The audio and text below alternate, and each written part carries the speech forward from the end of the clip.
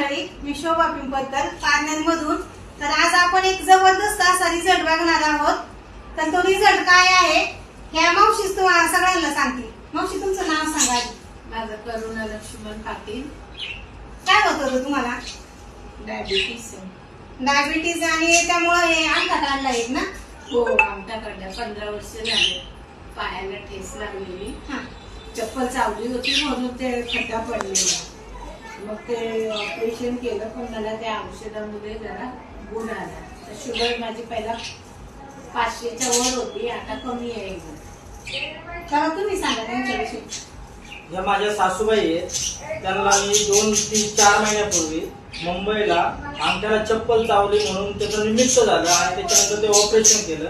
Operation केल्याच्या नंतर operation success पण झालं, पण शुगर कंट्रोल नसल्यामुळे परत ते ऑपरेशन केल्याच्या नंतर पुन्हा त्याचा रिफ्लेक्ट असा झाला का त्याचा पॉइझन मध्ये रूपांतर झालं।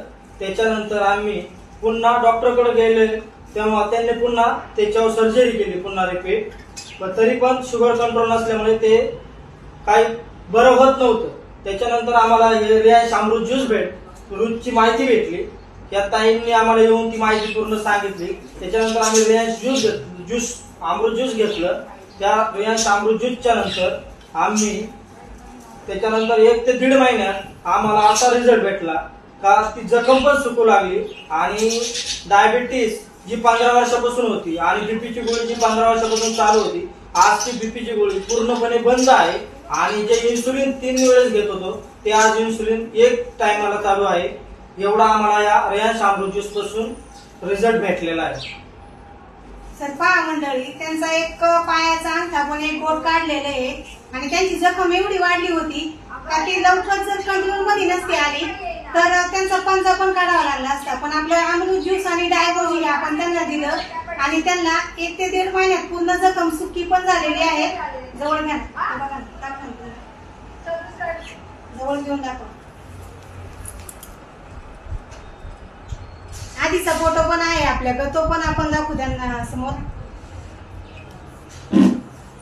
तर तुमचं काय म्हणणं आहे, सर्वांनी घेतलं पाहिजे का? तुम्ही अमृत ज्यूस आम्हाला रिझल्ट आलाय।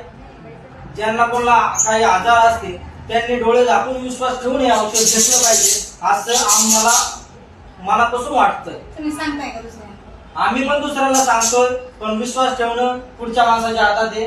कितपर्यंत विश्वास ठेवायचा हे पुढच्यानी पण मनात आणलं पाहिजे, किंवा डॉक्टरकडे पैसे खर्च करायचे का अमृत ज्यूस घ्यायचं हे आता ठरवलं पाहिजे। धन्यवाद।